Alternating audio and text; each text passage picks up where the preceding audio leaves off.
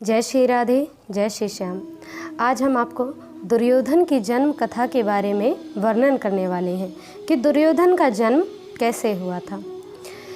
तो गांधारी को ये वरदान था प्रभु शिव की कृपा से और वेद व्यास जी की कृपा से कि उसे 100 संतानें होंगी। तो गांधारी जब गर्भवती हुई तो 2 वर्ष तक गांधारी को गर्भ रहा था। 2 वर्ष से पहले अब इधर कुंती को जब युधिष्ठिर का जन्म हो चुका था तो गांधारी के मन में द्वेष उत्पन्न होता है कि जहाँ कुंती से पहले मैं गर्भवती हुई थी लेकिन मेरे से भी पहले कुंती को पुत्र प्राप्त हो गया। गांधारी के मन में बड़ा द्वेष उत्पन्न होता है और वो उस गर्भ का त्याग कर देती है, उस गर्भ को फेंक देती है। तो वो गर्भ एक मांस पिंड के रूप में निकल आता है। वो मांस पिंड को वो फेंक देती है और उसी समय वेद व्यास जी आते हैं। वेद व्यास जी ने कहा और देखा, गांधारी तुमने ये क्या किया। गांधारी कहती है कि प्रभु मुझे अब तक कोई पुत्र नहीं हुआ, 2 वर्ष से मैं इस गर्भ को धारण किए हूँ।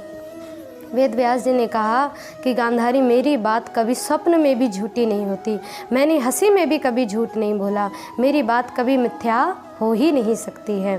तो गांधारी चरणों में पड़ती है और कहती है कि प्रभु अब क्या उपाय किया जाए कि मुझे 100 पुत्र अवश्य हों। तो वेद व्यास जी कहते हैं कि गांधारी 100 मिट्टी के कोरे घड़े मंगवाओ और उन कोरे घड़ों में घी से उन्हें भरो और इस मांस पिंड के 100 टुकड़े करो। जब इस मांस पिंड के उन 100 टुकड़ों को, छोटे छोटे टुकड़ों को एक एक घड़े में एक एक टुकड़ा रखो। उन घी से भरे घड़ों में उन्हें ढक करके शीतल जल से उन्हें स्नान कराओ। गांधारी ने वैसा ही किया लेकिन टुकड़े हो गए 101।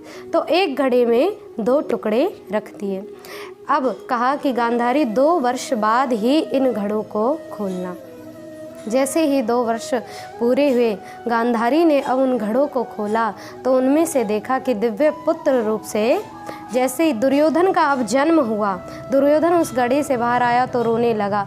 दुर्योधन के जन्म के समय गीदड़ रोने लगे, बड़ी विकराल आंधी चलने लगी, सियार रोने लगे, सब रुदन करने लगे। इस तरह महान उत्पातों को देख करके वेद व्यास जी धृतराष्ट्र को कहते हैं कि धृतराष्ट्र तुम्हारा ये प्रथम पुत्र तुम्हारी कुल के लिए श्रेष्ठ नहीं है, ये तुम्हारे कुल का विनाश करा देगा, इसलिए इस पुत्र का तुम त्याग कर दो। लेकिन दुर्योधन को देख करके धृतराष्ट्र के मन में विचार आता है कि मेरा प्रथम पुत्र है और मैं प्रथम पुत्र को कैसे त्याग सकता हूँ। स्नेह के कारण धृतराष्ट्र अपने पुत्र का त्याग नहीं करते हैं। जिस घड़े में 2 टुकड़े रखे थे उनसे दुर्योधन और दूसरे टुकड़े से दुशांता नामक दुर्योधन की बहन प्रकट हुई थी। तो इस तरह दुर्योधन इत्यादि 100 भाइयों का जन्म हुआ और उनकी एक बहन का भी जन्म हुआ था। तो आशा है कि आप सभी को ये कथा अवश्य समझ में आई होगी कि किस प्रकार दुर्योधन का जन्म हुआ।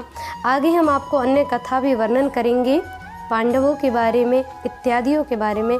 तो हमारे चैनल को लाइक करें, शेयर करें, सब्सक्राइब करें महाभारत से जुड़ी आदि कथाओं के जानने के लिए।